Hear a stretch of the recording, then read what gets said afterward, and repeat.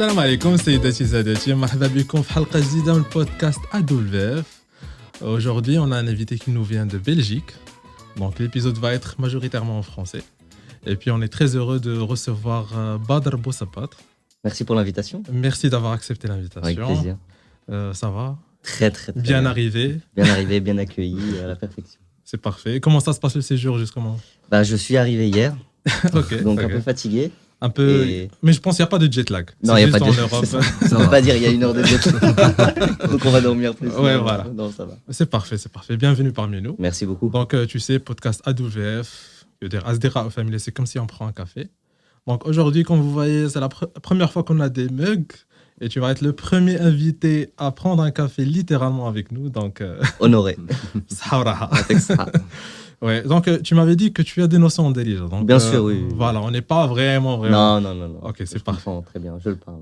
Ok. Donc, une petite présentation aux gens qui ne connaissent pas encore Badr Boussapatre avec nous. Donc, Badr Boussapatre, c'est le président de AI Together, une organisation internationale à but non lucratif pour promouvoir l'utilisation inclusive de l'intelligence artificielle.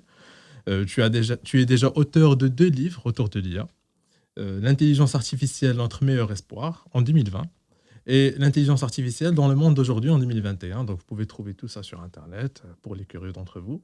En plus d'avoir conseillé, intervenu sur de nombreuses conférences pour des institutions internationales majeures, notamment le World Economic Forum et Gulf Cooperation Council. Donc, nous sommes vraiment ravis de te recevoir aujourd'hui. C'est moi qui suis ravi, merci. Et surtout, le sujet nous parle personnellement. On est très intéressé à l'intelligence artificielle et tout ce qui va avec.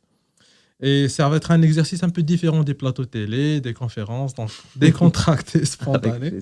Et comme je t'ai dit avant, quand on s'est parlé pour la première fois, le sujet de l'IA, il est inévitable au Maroc. Et il est extrêmement important qu'on apporte des informations claires et correctes et surtout rassurantes aux jeunes Marocains et Marocaines qui sont intéressés et curieux dans le sujet. Du coup... merci d'être là et bienvenue.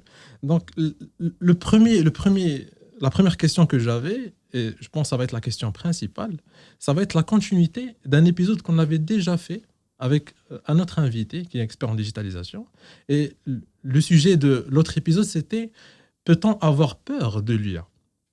Et on avait mis en valeur quelques stigmas, quelques idées reçues au sujet de l'IA. On a même parlé de certains gens qui ont toujours peur et qui croient que l'IA, ça va être une sorte de Terminator partout dans les rues et tout ça. Et nous sommes de nature optimiste et surtout réaliste. Et nous pensons qu'il y a plus de bien que de mal quand il s'agit de l'IA. Et justement, j'ai vu que ton avis rejoint le nôtre en considérant que l'IA, c'est surtout un outil pour nous permettre de nouvelles solutions dans tous les domaines. Donc, j'en dis pas plus. Je te donne la parole. Déjà, tu en penses quoi? Tout d'abord, merci pour l'invitation. C'est un plaisir. C'est très sympathique. On a discuté juste avant ici le podcast et honnêtement, j'aime beaucoup l'environnement et j'aime beaucoup l'énergie qui s'en dégage. Pour répondre à ta question, je dirais que la question est peut-être suspicieuse. Je dirais qu'on n'a pas peur de l'intelligence artificielle, on a d'abord peur de soi-même. C'est ça. C'est souvent cela. On a peur de soi-même parce qu'on a du mal à pouvoir avoir le contrôle intégral ou total sur quelque chose qu'on a créé ou qu'on a conçu.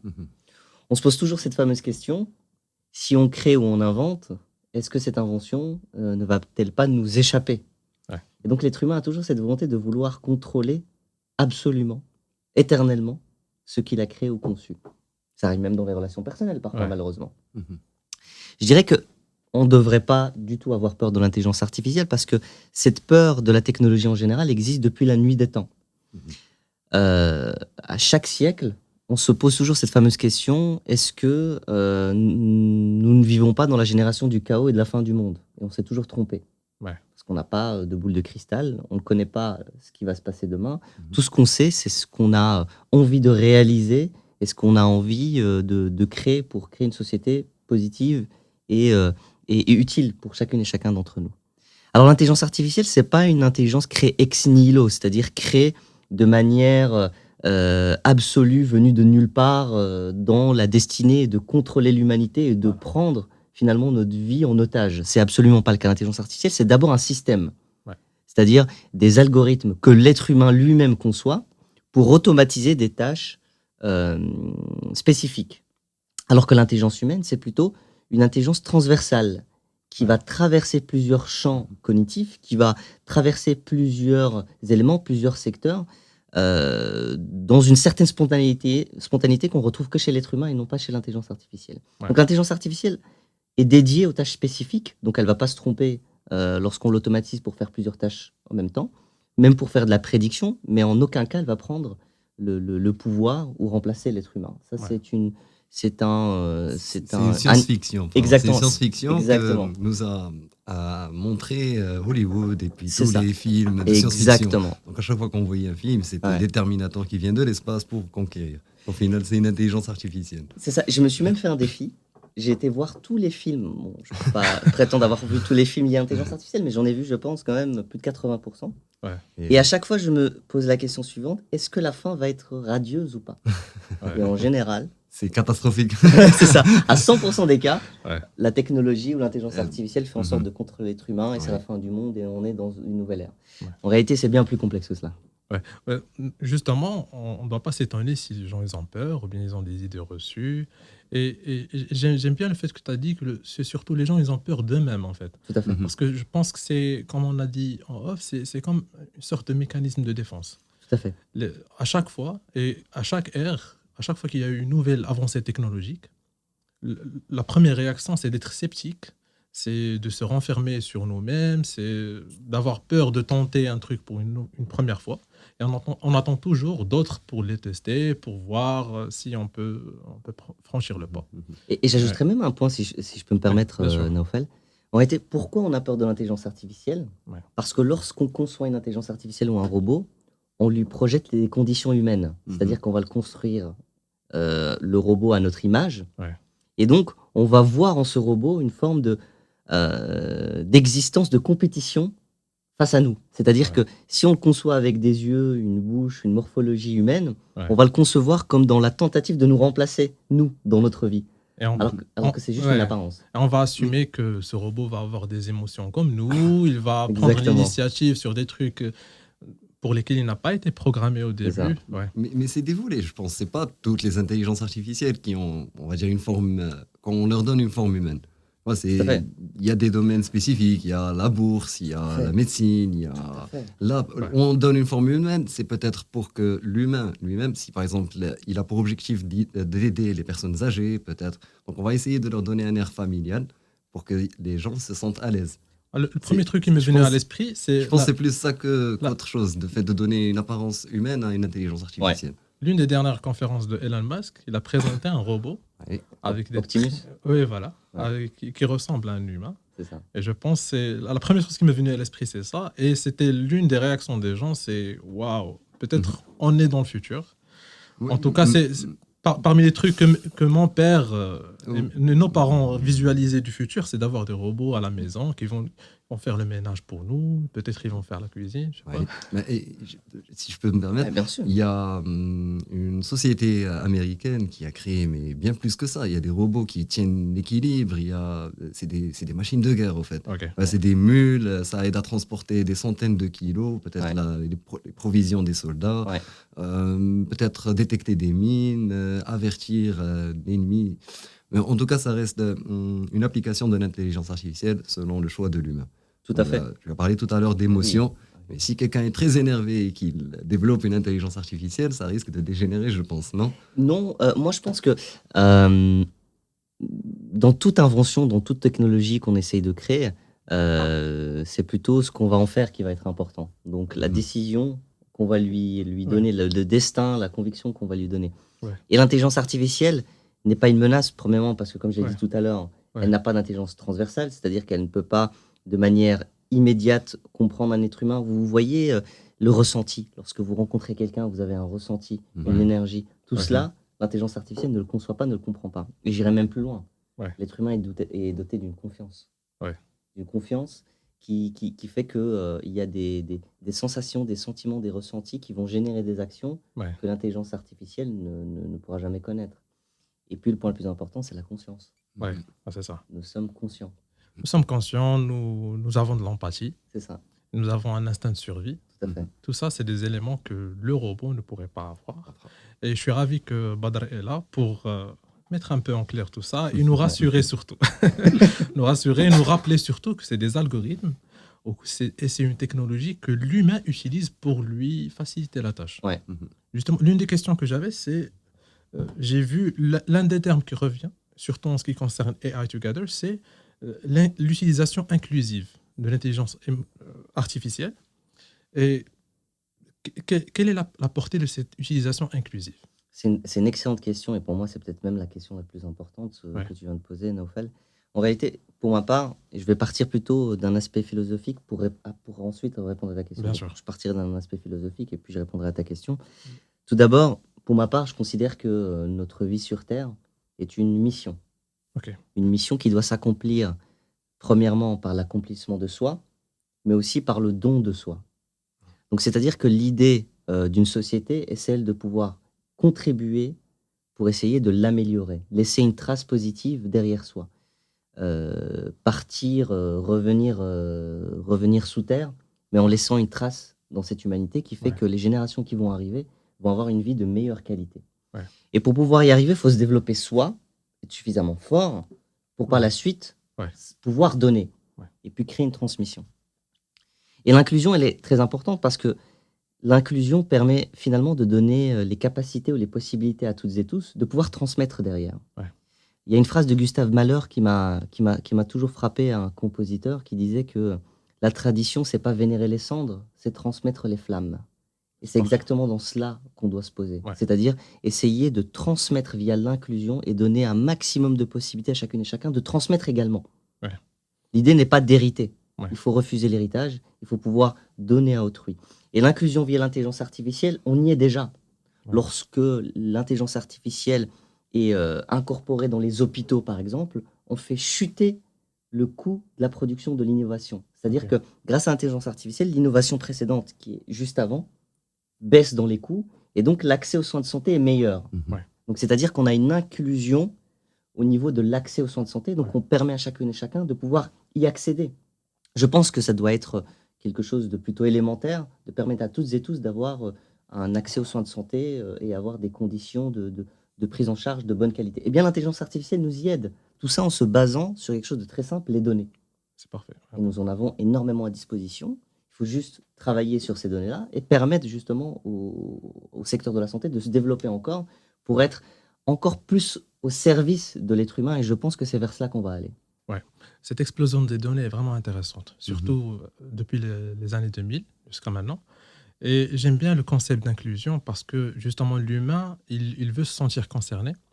Et surtout l'IA, dans son évolution et dans sa propagation dans le monde, il va y avoir un moment où on passe de la phase élite et scientifique à la phase grand public.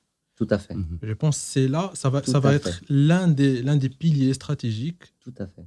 De penser à tout le monde et dans tous les domaines. Tu viens de résumer un chapitre de mon livre et c'est exactement...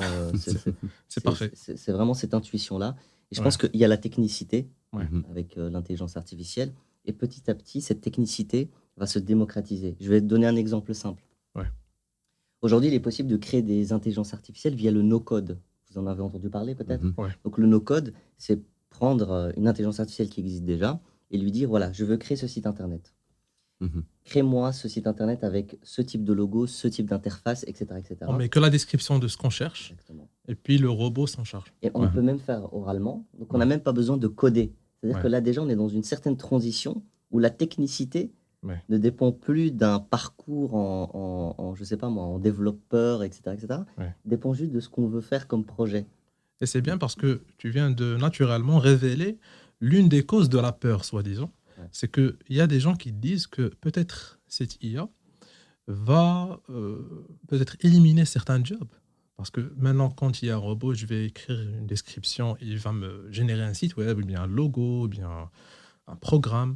Peut-être qu'il va y avoir des développeurs qui vont dire nous, ça va être une concurrence pour nous. Ou bien peut-être ça va nous éliminer, on n'est plus utile. Et cela s'applique sur plusieurs jobs. Nous, personnellement, on a déjà parlé de ça, soi-disant, parce qu'on se dit qu'il y a toujours de nouveaux jobs, en fait.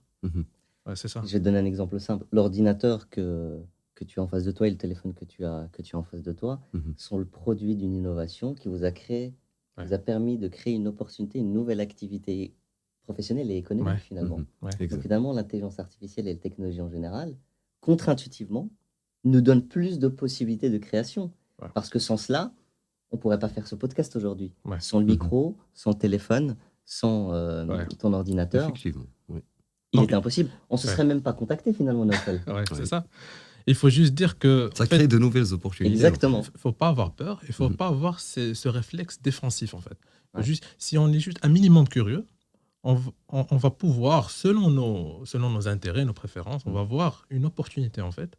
Parce que si tu es un développeur, je pense à haute voix, si tu es un développeur et tu penses que l'IA peut-être va t'éliminer ton job, il suffit juste de voir que peut-être il y a de nouvelles zones que tu peux explorer, où tu peux utiliser ces connaissances-là et ces compétences-là. Il faut prendre, on va dire, le mal pour un bien. C'est exactement ça. Et puis un exemple historique, si je peux me permettre de partager.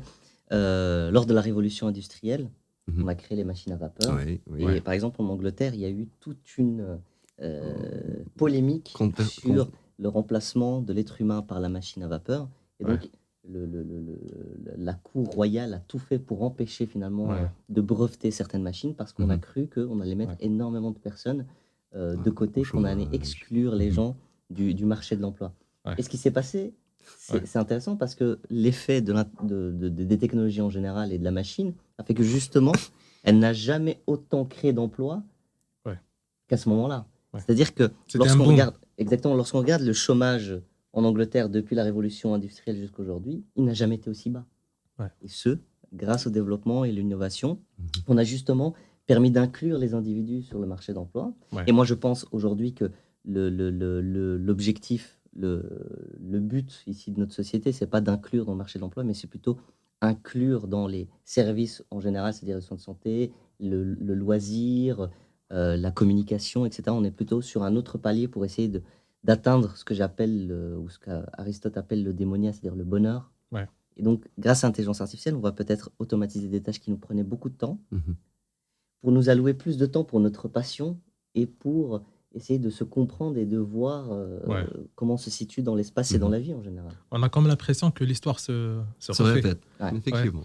Et c'est un peu malheureux parce que maintenant, quand on y repense, justement, on trouve ces gens-là qui avaient peur, on se disait, mais non, si seulement ils savaient que ça va être une grande opportunité.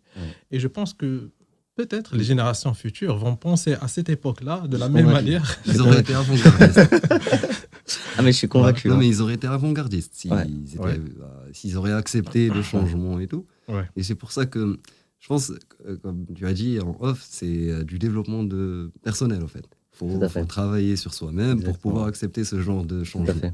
Tout à fait. C'est d'abord un travail sur soi avant d'être un travail sur la technologie en elle-même, en réalité. L'idée est simple.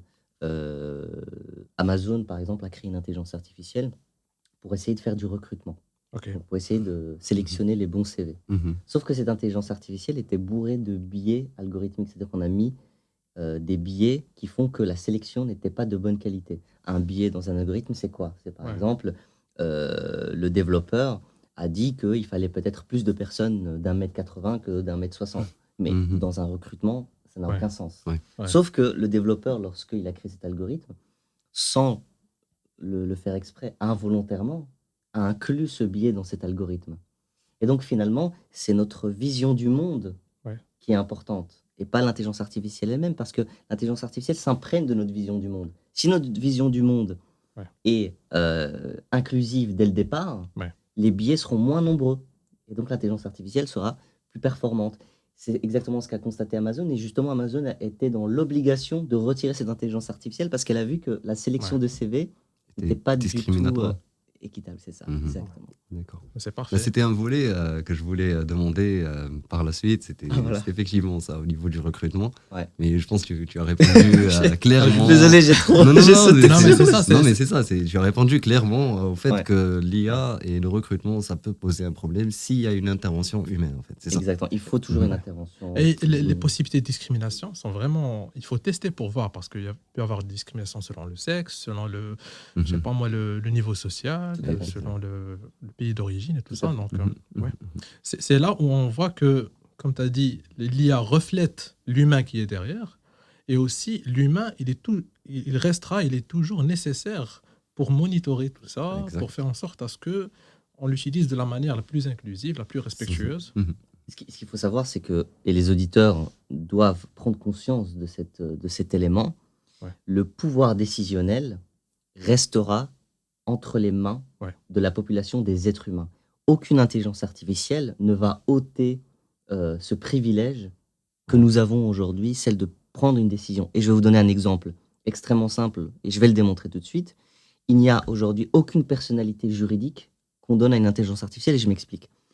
Si, par exemple, une intelligence artificielle qui est créée provoque un accident de voiture, et qu'il y a peut-être des défunts, malheureusement, dans cet accident, eh bien, ce qu'il faut retenir dans cette histoire, c'est que on ne va pas se retourner contre l'intelligence artificielle et lui faire un procès. On ne va pas avoir un avocat qui va défendre une intelligence artificielle et qui, par la suite, devra expliquer et justifier sa prise de décision. Non, on se retournera toujours contre l'être humain qui est évidemment dans la conception, dans l'innovation et dans l'invention. C'est pour ça que c'est extrêmement important de se dire que l'intelligence artificielle nous donne une responsabilité encore plus forte. C'est-à-dire que le pouvoir décisionnel a encore plus d'importance avec l'intelligence artificielle parce que la décision doit être bonne. On va faire 2 fois plus d'études et 3 fois plus d'attention. C'est ça. Et donc, il faut davantage prendre des précautions encore plus importantes parce que le pouvoir décisionnel va prendre en importance pour l'être humain. En parlant des nouveaux concepts, j'ai eu l'opportunité de voir ton intervention sur TEDx. Et ça m'a frappé, l'un des concepts que je pense tu as introduit, c'est le concept de revenu universel augmenté, grâce à l'IA. J'ai vu l'intervention en complet, j'ai compris certaines choses, mais je sens que déjà le concept lui-même, il n'est pas abordable à tout le monde. Et je voulais voir avec toi aujourd'hui, puisque tu es là, si tu peux plus clarifier ce concept-là, parce que c'est extrêmement important, surtout que c'est un revenu universel. C'est ça. Alors moi, comme tu dis, j'ai introduit et inventé le terme de revenu universel augmenté. Donc le revenu universel est un concept préexistant.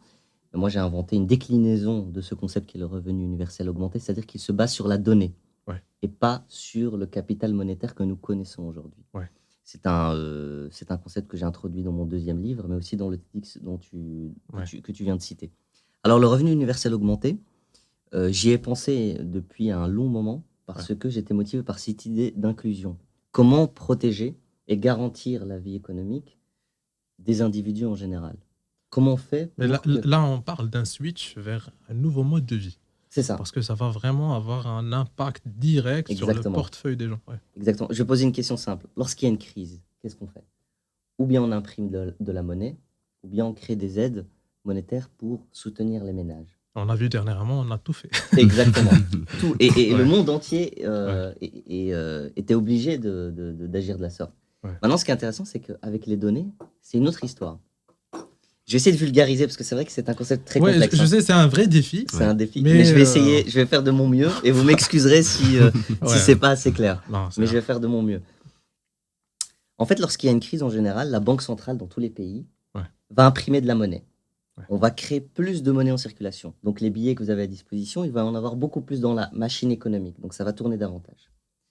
Mais lorsqu'on crée beaucoup plus de monnaie, ce qui se passe, c'est que la valeur de cette monnaie baisse. L'inflation. Donc plus on a de monnaie sur la table, plus la valeur de la monnaie baisse. Donc jusque-là, c'est clair. Parfait. On espère pour les gens qui nous écoutent, ils nous regardent aussi. Donc voilà, plus vous avez de billets, plus sa valeur diminue. On ne le voit pas directement parce que le billet est le même, mais sa valeur dans le marché économique diminue. Eh bien, ce qui est intéressant avec l'intelligence artificielle via les données, c'est que le mécanisme est différent. Plus on va avoir de données, plus la valeur de la donnée augmente. D'accord. C'est-à-dire qu'on peut créer plus de données donc pour alimenter l'IA, parce qu'il faut savoir, et nos auditeurs doivent le savoir, l'intelligence artificielle, pour fonctionner, elle a besoin de données, on a besoin de la nourrir. Et donc, ce qui est intéressant, c'est que plus on va créer de la donnée, plus la valeur de la donnée augmente. Donc, on est là sur une corrélation positive. Alors que pour la monnaie, on est dans une corrélation négative. Plus il y a d'argent, plus sa valeur baisse. Ici, plus il y a de données, plus la valeur augmente. Donc, on est sur quelque chose de vertueux. On est sur un élan vertueux dans lequel, en fait, on peut créer encore plus de richesses. Et j'irai même plus loin. ces données-là, c'est nous-mêmes qui les créons. C'est ça. Chaque personne fournit des données parfois sans s'en rendre compte. Exactement. Donc les données de santé, les données de circulation, les données de visionnage, les données liées aux préférences des films qu'on regarde sur Netflix par exemple, etc., etc. Donc toutes ces données ont une valeur, c'est ça qu'il faut considérer. Il faut juste créer un système, une architecture dans laquelle on donne de la valeur à ces données. Tu sais, pour avoir une petite idée du type de données qu'on fournit sans qu'on le sache, ou consciemment en tout cas, c'est sur Google. Si tu pars sur ton compte Gmail ou bien ton compte Google qu'on a tous pour accéder à YouTube, à Gmail et tout ça, il y a une section où Google te montre les données qu'ils ont sur toi. Tout. Intéressant. Et la première fois que j'ai eu accès à T'étais choqué.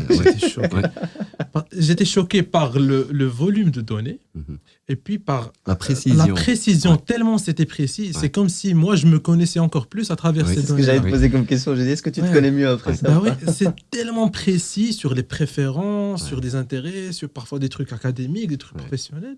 Et du coup, c'est juste une petite astuce aux gens qui nous écoutent, qui nous regardent, pour avoir une idée sur le type de données qu'on fournit sans qu'on le sache. C'est une excellente intervention parce que tu donnes ici une responsabilité supplémentaire à l'utilisateur pour mieux comprendre ce qu'on fait de ces données-là. Et c'est vrai que ces données ont de la valeur. Et c'est ce qu'on appelle des données aussi dynamiques. Il y a les données dynamiques, c'est-à-dire qui évoluent à travers le temps. Et donc, c'est intéressant, c'est qu'une même donnée qui évolue dans le temps gagne de la valeur parce qu'elle a plus de précision et elle nous dit davantage. Elle est ancrée. En fait, elle est ancrée. C'est une donnée qui est ancrée. C'est ça. Et grâce à ça, on crée en fait finalement une forme de richesse intemporelle, éternelle. Et c'est pour ça que moi, ma thèse est la suivante. C'est que lorsqu'on passera cette situation où on va se baser sur les données pour créer de la richesse, on ne se posera plus les questions de comment je vais payer mes factures ou comment je vais survivre. La question qui va se poser à ce moment-là de manière naturelle, c'est comment faire pour être heureux ? Comment faire pour atteindre le bonheur ? Ce seront des questions qui vont dépasser le carcan monétaire et financier. On va se poser de vraies questions personnelles. Parce que déjà, je pense les besoins de base, ils pourront être satisfaits grâce à ce concept. Exactement. C'est parfait. Mais je pense qu'il y a une question qui revient à chaque fois, c'est tant qu'il y a des données, il faut une bonne sécurité en fait. Des fois, il y a des personnes mal intentionnées qui ont accès, qui piratent peut-être ce genre de système. Et encore, on revient à l'humain. On revient à l'humain. Ça dépend de l'intention de l'humain. Non, mais je ne parlais pas de l'intelligence artificielle. Ouais, c'est ça. Mais l'humain attaque l'intelligence artificielle. Ça, c'est peut-être qu'il voit que ça a une énorme valeur sur le marché. Et puis, ces données-là, il peut les revendre, il peut les utiliser à mauvais escient. Puis, c'est le cas surtout avec l'affaire, par exemple, Cambridge Analytica, avec la campagne de Trump et tout. Donc, même la question sécuritaire, elle est toujours en phase de développement. Est-ce que tu penses qu'on est assez sécure ? Alors, il y a toujours une part d'insécurité. Mais cette part d'insécurité existe depuis la nuit des temps. Lorsqu'on a inventé la roue, il y avait une part d'insécurité. Vous montez sur la roue, vous n'êtes pas protégé, vous tombez, vous vous cassez la jambe. Donc l'insécurité est quelque chose qui fait partie de nos vies et avec laquelle il faut essayer de travailler. Et effectivement, il y a des zones d'ombre sur lesquelles il faut travailler, c'est important. Mais pour cela, il faut créer une vraie stratégie au niveau national où on a des agences publiques suffisamment formées pour essayer de comprendre les dérives de l'intelligence artificielle et essayer de travailler ensemble avec le secteur privé pour avoir un développement qui profite à toutes et tous. Je vais vous dire quelque chose qui est très important. Pour moi, le défi le plus important aujourd'hui, c'est le fait d'utiliser l'intelligence artificielle à bon escient dans un cadre inclusif pour réellement transformer la société. Parce qu'on passera du paradigme monétaire et financier au paradigme bonheur et bien-être. Et je pense que chacun et chacune d'entre nous a ce réflexe, cet instinct de réfléchir au sens de la vie et de comprendre comment on peut améliorer notre situation personnelle et individuelle vis-à-vis du bonheur et vis-à-vis des relations qu'on a avec les autres. C'est une réelle question très importante. En réalité, l'intelligence artificielle n'est pas très éloignée de ce qu'on recherche réellement. Elle est peut-être un outil qui va nous permettre de nous définir davantage. Peut-être c'est l'heure d'une époque où on va passer un étage de la pyramide de Maslow. Et puis quand on va pas se soucier des trucs de base, peut-être on va passer à autre chose. C'est ça, exactement. C'est parfait. On est aussi optimiste que toi. Ça, c'est une bonne nouvelle. Mais on n'a pas une idée sur combien ça pourrait prendre de temps. Peut-être ça va être 5 ans, peut-être ça va être 20 ans. Personne ne le sait, mais en tous les cas, ce qu'il faut se dire, c'est que le monde qui nous attend dans 10 ans est un monde que nous ne connaissons absolument pas. Ouais. Et je peux vous dire que les 10 ans qui vont arriver vont être l'équivalent de plus de 500 ans d'histoire du passé. Quand même. Et ça va être considérable. C'est-à-dire que dans 10 ans, le monde que nous aurons ne ressemblera absolument pas au monde que nous connaissons aujourd'hui, parce que le développement est exponentiel. Exactement. Parfait. Ouais. Et donc, on va tomber dans un monde, j'irai pas tomber, parce que c'est un terme péjoratif, mais on va aborder un nouveau monde qui va être totalement différent, et peut-être qu'on en parlera dans le métavers ici. Justement, je voulais dire, est-ce qu'on peut prendre rendez-vous dans 10 ans? C'est ça. Comme dans la chanson. C'est ça. Ouais. Faut l'ancrer sur la blockchain. Ouais, voilà, c'est ça, pour qu'on n'oublie pas. Bah, j'espère. Pour moi, c'est l'idéal, le rêve, c'est que dans 10 ans, on se fait un autre café pour discuter faire un petit bilan. C'est ça. Bah, justement, en parlant de démocratiser l'IA et d'avoir cet impact global, surtout sur la vie des gens, est-ce que tu ne penses pas qu'au niveau de certains pays qui sont dits toujours en phase de développement, est-ce qu'ils ont la même possibilité d'adapter des solutions basées sur l'IA? Ou bien est-ce qu'il faut obligatoirement être déjà prédisposé, par exemple au niveau financier, au niveau d'infrastructure, ou bien même de capital humain? L'excellente nouvelle aujourd'hui avec l'intelligence artificielle, c'est qu'on peut partir de rien. Okay. Justement, plus les économies sont matures, et ça, nous le connaissons dans plusieurs pays occidentaux, plus c'est difficile de créer une transition.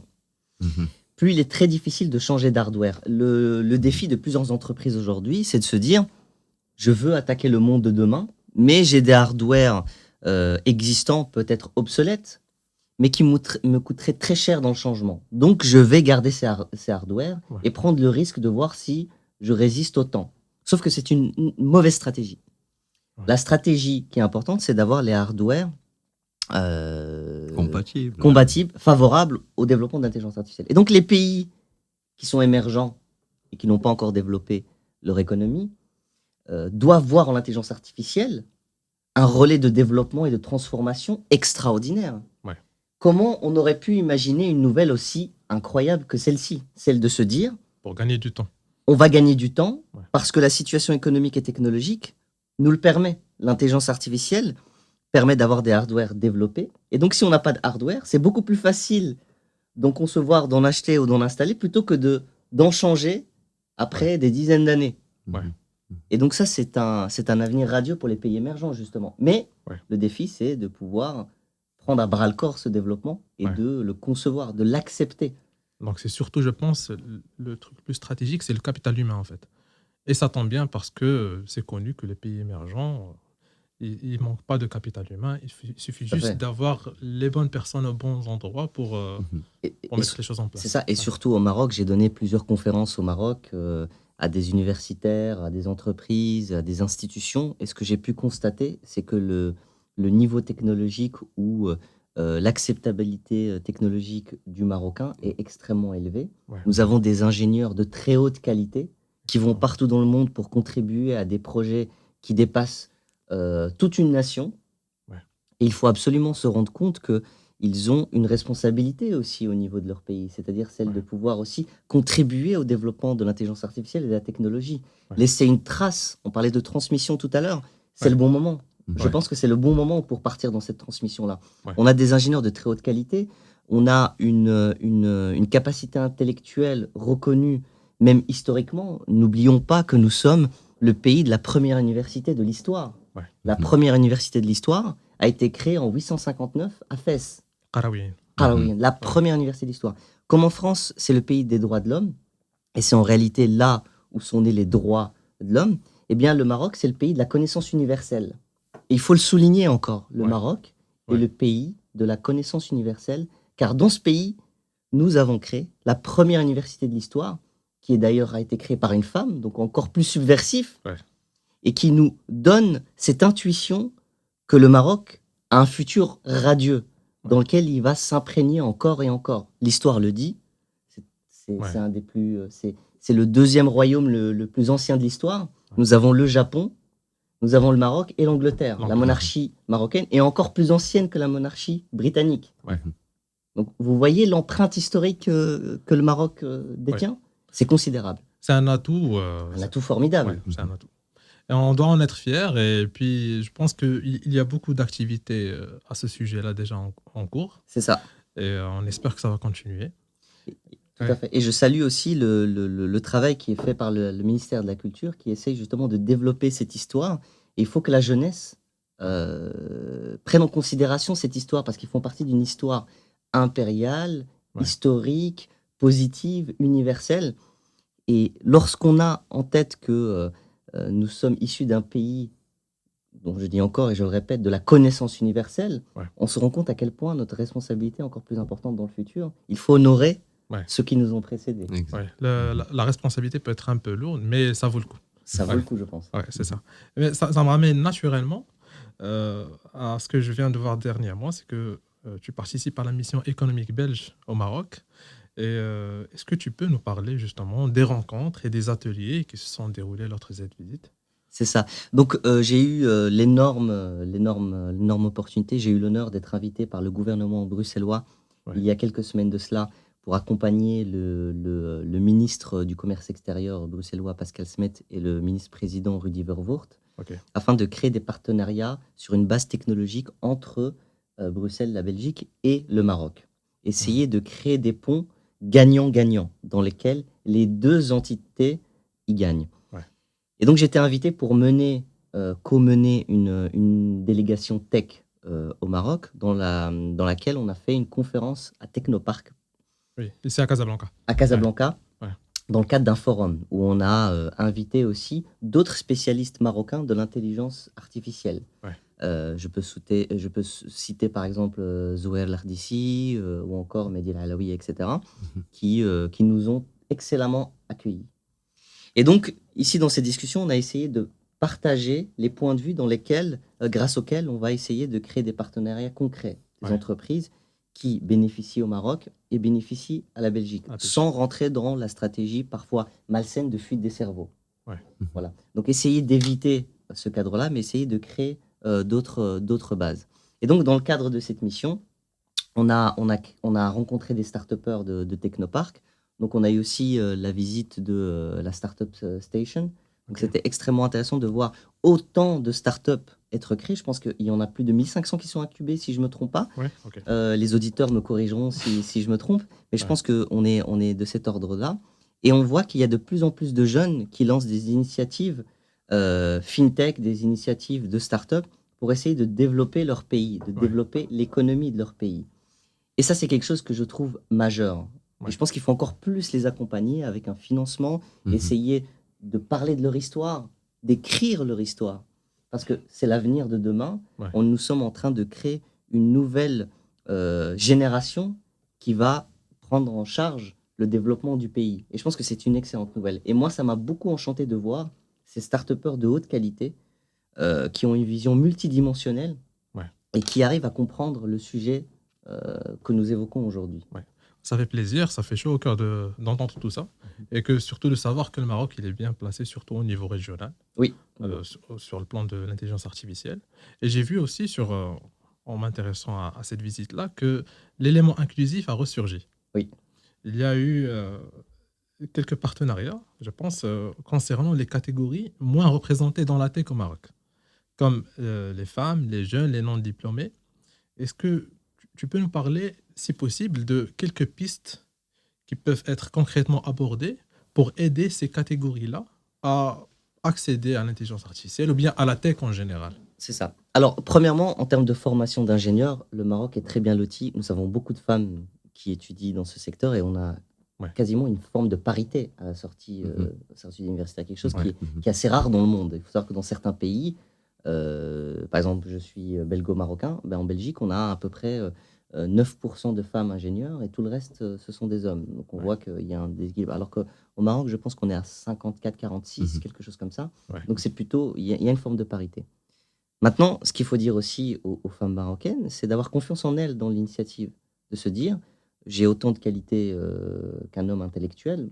En tout cas, aujourd'hui, il n'y a aucune étude très sérieuse qui dit que l'intelligence de la femme est inférieure à l'intelligence de l'homme. Il n'y a aucune étude. Et j'aimerais bien qu'on me présente cette étude-là parce qu'elle n'existe pas. Elle n'existe pas. Voilà. Il y a des différences personnelles, mais je veux dire, l'intelligence de base est exactement la même.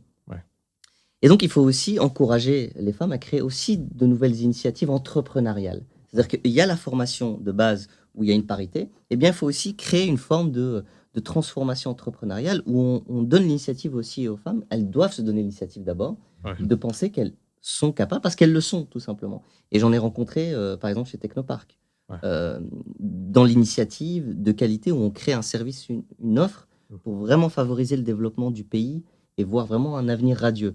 Et c'est cette union-là, cette unité-là qu'il nous faut pour faire que le Maroc soit un pays encore plus développé dans les années à venir. Et moi, j'y crois fermement. Je pense qu'on va vraiment aller vers quelque chose de positif.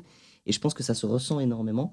Si je peux reprendre les mots du ministre la dernière fois, lui-même était choqué du développement au Maroc. Lui-même était impressionné par ce développement si rapide dans les entreprises, dans le mindset, dans la façon de voir l'avenir. Nous sommes dans une transition assez importante où les Marocains ont cette qualité d'adaptation.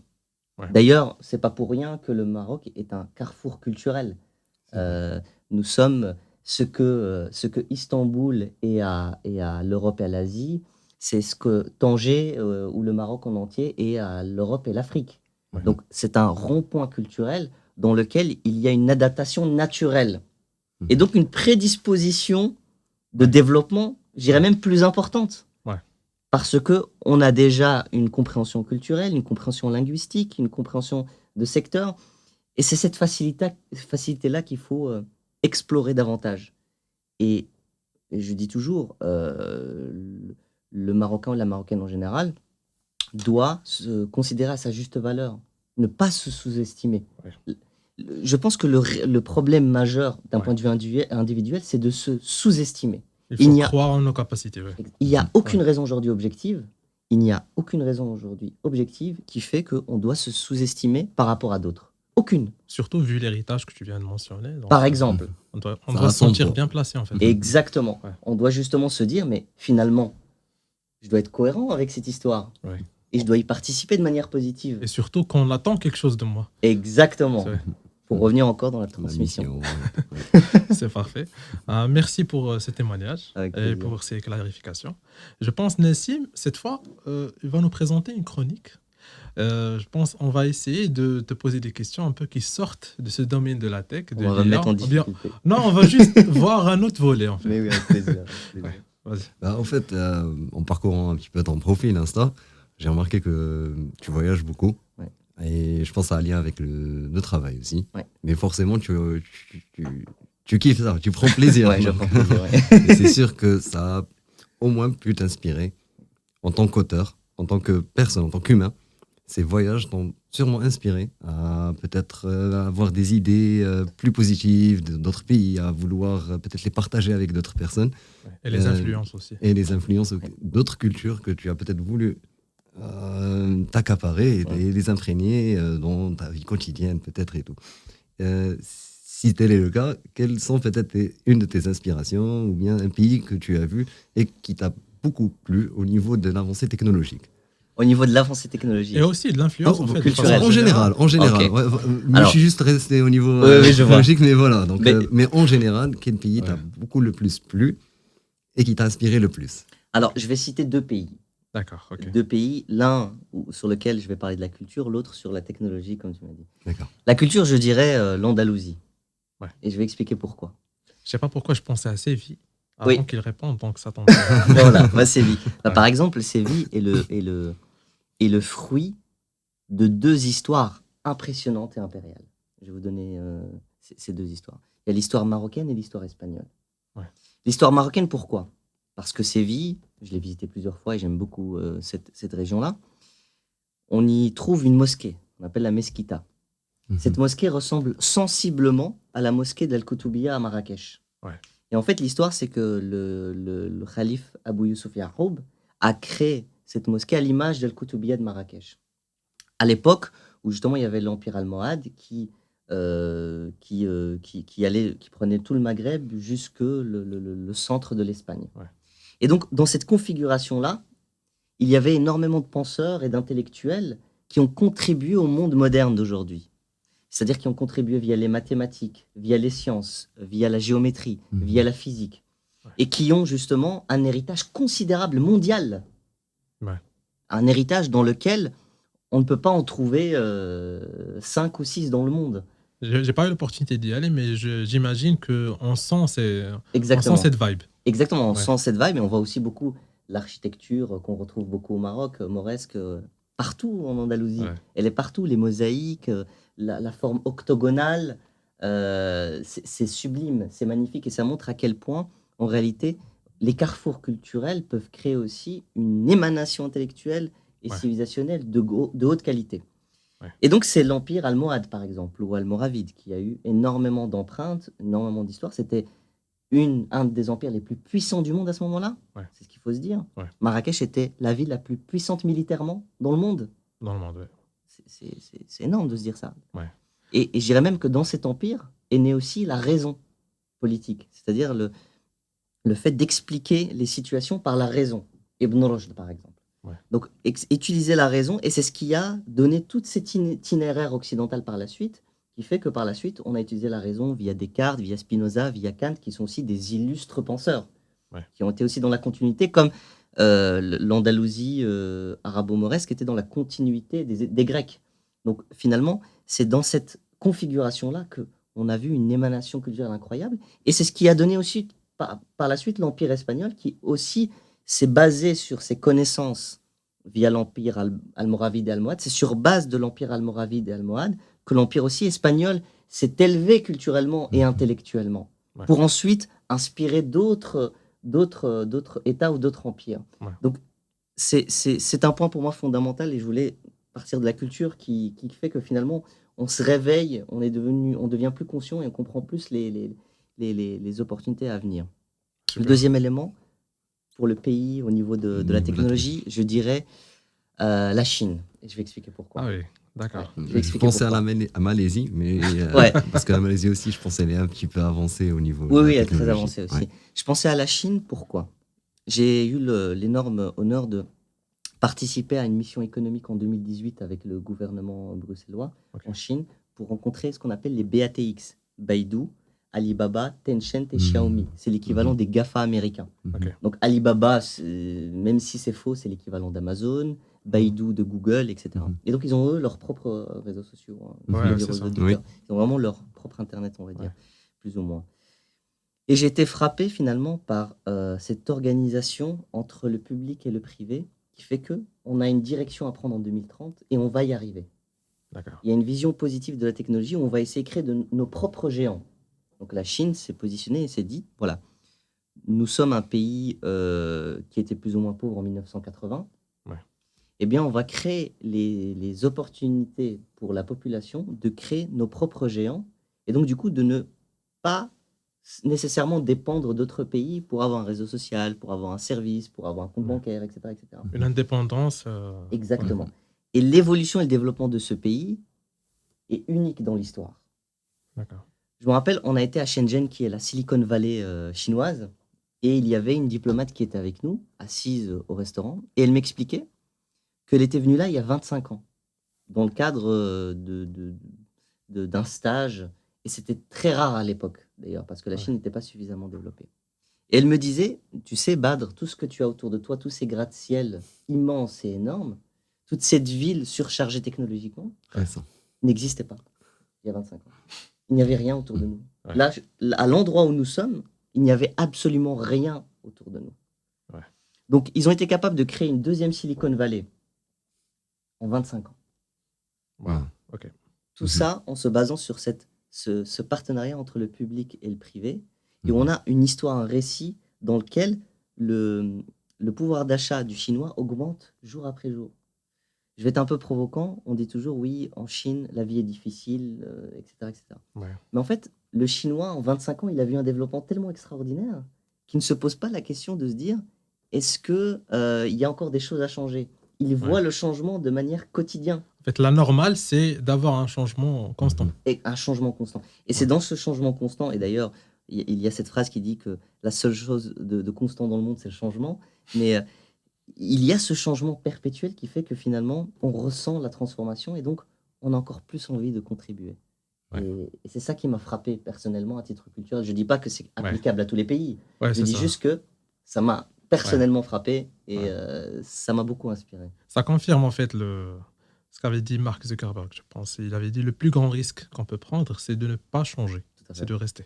Exactement. Ouais, c'est Et ça. d'ailleurs, l'eau qui stagne pue, alors que l'eau qui circule garde une odeur plaisante et on a envie de la C'est vrai. boire. C'est encore plus imagé. Donc... c'est parfait. C'est vrai. Nassim, tu avais une autre Oui, question une autre question, c'est par rapport au Covid. Donc, on va dire, tout à l'heure, tu as parlé de nouvelle génération. Eh ben, je pense que, en fait, qu'est-ce que tu penses de la génération qui est après Covid? Est-ce que les gens adoptent la technologie de manière plus poussée, on va dire, de manière, est-ce que les gens adoptent plus amplement la technologie avant qu'après le Covid? Donc, C'est est-ce une que excellente question. Covid, il a freiné ou bien Ouais. il a Bien, facilité l'adoption de l'IA? Ok. Pour moi, il a facilité. Ok. Euh, C'est comme si on n'avait pas le choix, en fait. Aussi, parfois le développement, c'est lorsqu'on n'a pas le choix. Ouais. C'est vrai. Et ça, c'est vrai que c'est assez extraordinaire de se dire ça. Est-ce qu'on en a besoin? Je pense que, évidemment, la pandémie était une histoire triste, catastrophique pour le monde entier en réalité. C'était Ouais. difficile à gérer. On ne peut pas sous-estimer ce virus, ni la crise que nous avons connue, qui est aussi une crise économique. Mais par contre, s'il faut citer une bonne nouvelle, c'est celle-ci dont tu as parlé, tu vois. C'est le fait de se dire comment on va se débrouiller dans les conditions actuelles. J'ai des idées, je vais essayer de les mettre en place et on va essayer de créer quelque chose qui permet de faciliter la vie parce qu'on était tous confinés dans le monde. Ouais. C'était très, très difficile. Donc là, les idées fusaient. On avait le temps aussi de réfléchir à de nouvelles idées. Et je pense que l'adoption de l'intelligence artificielle a été plus importante, rien que dans la prédiction ou dans l'identification, par exemple, du coronavirus. Il y a énormément d'initiatives qui ont été créées d'intelligence artificielle qui permettent justement de calculer le taux de reproduction du virus, voir à quelle vitesse il circule, essayer d'identifier les personnes qui étaient touchées par le virus sans passer par un test RT-PCR, etc., etc. Donc, on était dans l'obligation d'essayer de nouvelles choses et donc ça crée, quoi qu'il arrive, un impact positif dans le développement. Donc, pour moi, le coronavirus, à titre technologique, était une excellente nouvelle. Nous, en général, on l'a senti au Maroc. Parce Ouais. qu'il y avait plusieurs catégories sociales qu'on ne s'imaginait pas être intéressés à la tech ou bien juste à utiliser des gadgets technologiques et tout ça. Ouais. Et ils n'avaient pas le choix, en fait. Exactement. Et même parfois dans des zones qui sont rurales, où on se dit les gens, peut-être, ils n'ont pas les moyens. Ben là, ils ont consacré des moyens. Et puis, il y a eu plusieurs associations qui ont aidé à ce que, même au niveau de l'éducation, pour que les élèves puissent suivre leurs cours à distance et tout ça. Donc, c'était beau à voir. Même si, comme tu as dit, il y avait un contexte qui est assez mélancolique, qui est triste. Exactement. Et tout ça, mais ouais. Et parfois, c'est une excellente question parce que ça montre à quel point, parfois, une crise peut amener quelque chose de positif derrière. Parce qu'on s'adapte en réalité. Exact. L'être humain s'adapte, tout simplement. On doit faire avec, en fait. Exactement. Ah, On doit ça, faire avec. C'est vrai. Ouais. Bah, je pense. Ah, tu avais une question en oui, plus? parce qu'en fait, la troisième, c'était par rapport au recrutement et à l'utilisation de On peut l'intelligence encore parler artificielle. parce que ça, c'est. Non, mais là, en fait, vu que tu as clairement répondu à ce sujet tout à l'heure, c'est en fait l'IA dans le domaine de l'art. Ah, oui. Récemment, on a vu plusieurs technologies qui permettent de générer des magnifiques toiles, bien de magnifiques, on va dire, des pièces maîtresses, alors, juste en décrivant ce qu'on veut voir. Ouais. Je pense que c'est le point qui touche Nassim le plus. C'est vrai? Effectivement, parce que pourquoi je travaille dessus, je publie beaucoup d'art généré par intelligence artificielle. J'ai des modèles que j'ai, on va dire, élevés sur de tels. C'est intéressant. Ouais, du coup, c'est quelque chose qui se répand rapidement dans le domaine artistique. Et il y en a qui sont pour, il y en a qui sont contre, notamment les artistes. Parce qu'il faut bien élever ces IA. Et ces IA sont élevées par l'art des artistes qui existent déjà. Ouais. Ça crée une petite polémique. Qu'en penses-tu? Alors, moi, j'ai toujours dit, et j'avais donné ça, je l'explique dans mon deuxième livre, j'ai fait un chapitre sur l'art et l'intelligence artificielle, comment on peut créer un lien entre les deux et comment on peut voir les dynamiques qui existent entre l'intelligence artificielle et l'art. Et je dirais que finalement, l'art est quelque chose de tellement infini qu'on ne peut pas le limiter. En réalité, l'art est tellement infini qu'on ne peut pas le limiter à certaines façons de concevoir cet art. Je vais m'expliquer, je vais être le plus vulgarisateur possible. En fait, l'intelligence artificielle, par exemple dans l'art, crée de nouveaux boulevards de création. C'est-à-dire que les personnes qui ne sont pas capables de créer avec le pinceau ou le crayon vont pouvoir juste créer autrement. Ouais. Mais ça ne veut pas dire que cette création va empiéter sur la méthode classique et manuelle de créer, par exemple, via un pinceau, via un crayon. Je dirais que, en fait, il y a un espace illimité de création. Ouais. Et c'est pas parce qu'une technologie arrive sur le marché que finalement la tradition va disparaître. On est toujours en train d'être impressionné ou de profiter ou d'admirer finalement des peintures qui datent du 15e siècle ou du 14e siècle. Ouais. Pourtant, il y a de nouvelles innovations. L'humain reste toujours accroché à cette beauté artistique du 14e ou du 15e siècle. Je peux citer énormément d'artistes. Mais l'intelligence artificielle crée juste une possibilité supplémentaire de faire de l'art. Ouais. Mais en aucun cas, elle vient supplanter les méthodes traditionnelles. Et je pense personnellement, même si on va programmer l'algorithme à s'imprégner ou bien de justement s'inspirer de certains modèles ou bien certains courants artistiques, c'est l'équivalent de quand un artiste il s'est inspiré de certains créateurs, certains d'autres artistes. Donc c'est pas vraiment du plagiat, mais c'est vraiment de l'inspiration pure et dure. Voilà. Je dirais c'est d'autres méthodes, tu vois, de création. C'est un outil en fait. C'est un outil. Je pense, voilà, c'est ça. Si je pense que c'est un outil qui permet de créer quelque chose en fait. C'est ça. Et moi je pense que dans le futur on dira, voilà, on va faire une galerie d'exposition de peintures artistiques designées ou créées par l'être humain et d'autres par l'intelligence artificielle. Et on trouvera du plaisir à admirer les peintures créées par l'humain et les peintures créées par l'intelligence artificielle.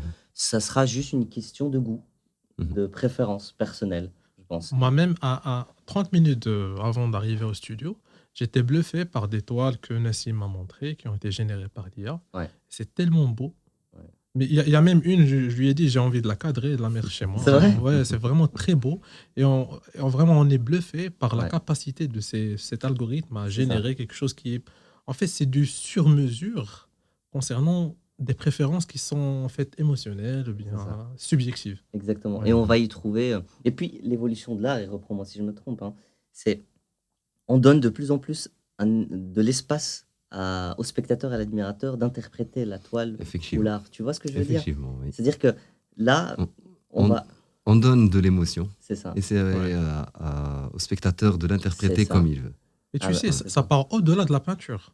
Il y a même maintenant des morceaux de musique qui sont créés par des algorithmes, avec des chanteurs et tout. Ouais. Tu peux être bluffé, donc c'est vraiment quelque chose. Il y a encore des choses aussi extraordinaires, c'est qu'on crée des intelligences artificielles, des musiques d'artistes qui sont déjà décédés. C'est magnifique. Ils ont donné à une intelligence artificielle de continuer un des morceaux de Bach ou de Schubert. Et c'était magnifique comment ça a été réalisé. C'est fou, hein.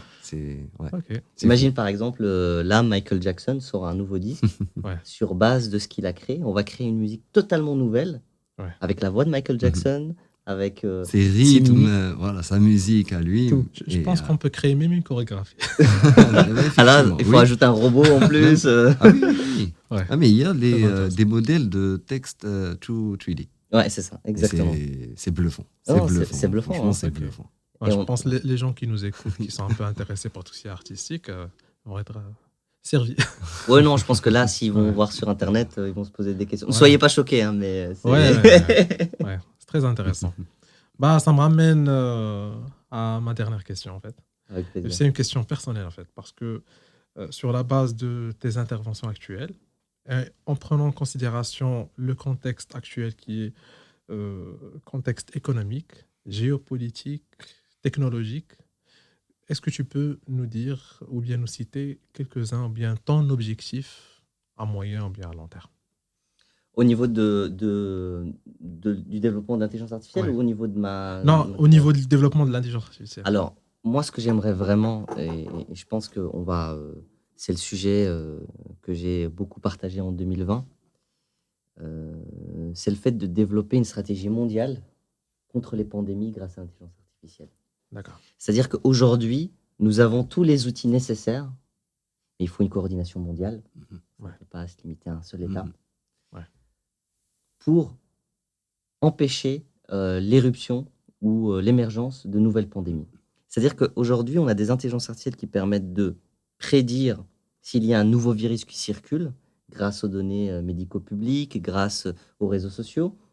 C'est ce qui s'est passé avec Blue Dot en 2019. Fin 2019, Blue Dot est la première start-up dotée d'intelligence artificielle qui a donné l'information suivante. Il y a un nouveau virus inconnu d'une certaine gravité qui circule déjà. Et elle a déclenché l'alerte avant même... En 2019. En 2019, avant même l'Organisation mondiale de la santé et avant toutes les autres nations. D'accord. C'est une intelligence artificielle qui permet de prédire l'émergence d'un nouveau virus.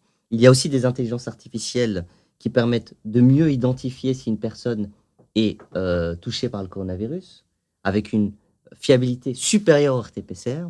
On a une intelligence artificielle qui permet aussi de scanner les poumons des patients dans les hôpitaux, essayer de distinguer une pneumonie qui est due à un nouveau coronavirus ou à une pneumonie traditionnelle, ce qui permet de réorganiser les lits et d'empêcher la contamination des patients avec le nouveau virus aux patients qui ont une pneumonie traditionnelle, et donc de limiter la contamination et donc le nombre de décès. Ouais. Et puis on a aussi des intelligences artificielles qui se basent sur les données actuelles pour essayer de prédire si une personne va être en manque d'oxygène ou pas. Ok. Et donc, si on applique toute cette stratégie dans tous les hôpitaux, on va pouvoir arriver à une situation où les pandémies ne deviendront qu'une histoire ancienne. On pourra avoir un pas en avance. Un pas en avance, et donc les pandémies ne seront plus un risque, ne seront plus une menace dans l'avenir. Et moi, j'y crois totalement. Il faut juste une coordination mondiale à ce niveau-là. Et il faut surtout bâtir une crédibilité. Exactement. Une transparence, en fait. Il faut une transparence, je pense. Oui. Par rapport aux différents états, exactement. Aux différentes données médicaux. Tout à fait. Il faut sensibiliser et les protéger, évidemment. Il faut protéger ces données, c'est important. Ouais. Mais je veux dire, si on passe à cette étape, à cette stratégie, les pandémies, ça sera que de l'histoire ancienne. Ça sera peut-être, et c'est les thèses que j'ai fait, ça sera peut-être la dernière pandémie de l'histoire. D'accord. Si on met en place cette stratégie. En tout cas, je sens, j'ai un pressentiment, je ne sais pas si c'est juste moi, mais on sent que, surtout depuis la Covid, on sent que n'importe quel phénomène, pas que médical, il a une ampleur mondiale, une ampleur de sorte pandémie. Et du coup, j'espère que ce podcast aussi aura une ampleur mondiale. On espère bien. En tout cas, dans le monde francophone. Et puis, ça nous rassure quant à la réponse collective des pays. Du coup, c'est comme si on s'est déjà exercé ensemble. Et tu penses que, pour toi, par exemple, pour vous, est-ce que c'est quelque chose de négatif que ça prenne une ampleur, par exemple, aussi importante ? Non, je pense que plus on est unis, plus on est tous unis, plus c'est mieux, plus on pourra avancer et réfléchir à d'autres problématiques, plutôt les problèmes sociaux, bien, on pourra réfléchir à d'autres trucs plus positifs. Et puis, aussi, je sens que ça nous concerne aussi. Quand il y a un problème d'une grande ampleur dans un pays, ça va nous concerner d'une manière ou d'une autre, que ce soit sur le plan économique, que ce soit sur le plan géopolitique. Du coup, on a intérêt à se souder et bien à intervenir ensemble. Du coup, c'est comme si on va revenir à on n'a pas le choix. C'est ça. Et c'est une opportunité pour qu'on s'exerce ensemble, à trouver des solutions ensemble, à s'entraider, je vois qu'il y a plus de partenariats sur l'échange de données. Et puis aussi, je pense que ça va faciliter de façon naturelle les solutions sur la base de l'IA. Mais tu le dis très bien. On a intérêt, ça veut dire que finalement, notre mission, c'est aussi de contribuer finalement. On ne peut pas imaginer une société dans laquelle on vit en harmonie sans contribuer. Donc il faut donner de soi. Ouais. Et surtout, il n'y a plus de frontières en fait.